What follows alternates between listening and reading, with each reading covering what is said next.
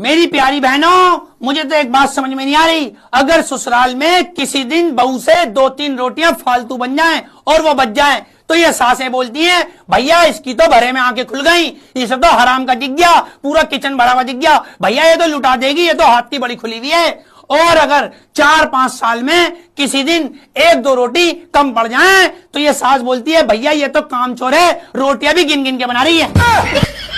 हमारी बहू तो कामचोर है, रोटियां भी गिन गिन के बना रही है। और अगर ससुराल में इस चैंटे को एक छींक भी आ जाए, तो ये सासें पूरा घर सर पे उठा लेती हैं। बाजी ये चेटा कौन है? चैंटा एक खसम, चैंटा हमारा पति है। पति को एक छींक भी आ जाए ना, तो ये सासें, अरे बहू इसे कुछ कूट के दे दो, इसे कुछ पीस के दे दो, इसे दवाई दिला लो, इसे कमरे से बाहर मत निकलना, तुम तेज को बोल रहे हो, तुम इसे इतनी टेंशन क्यों दे रही हो, अरे यूं हो जाएगा। चैंटे को एक छींक भी आ जाए ना, इतनी टेंशन।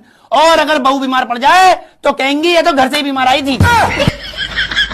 ये बहू के अंदर तो बीमारियां पल रही थी घर में ही, हमें तो बीमार बहू चुपका दी। हाँ, बहू को दवाई दिलाते हुए ऐसे मौत आती है। और अगर तुम्हारी बहुत ज्यादा तबीयत खराब हो जाए तो कहेंगे ये तो रोज का काम हो गया भैया इसका, ये तो ड्रामा करने लगी बहू। और अगर तुम इतनी बीमार हो गई, तुमसे उठा नहीं जा रही है, घर का काम कौन करेगा, तब सास का दिल पिघल जाता है। तो वो कहती है इसे एक हरी पन्नी की 1 रुपए की गोली लाके दे दो।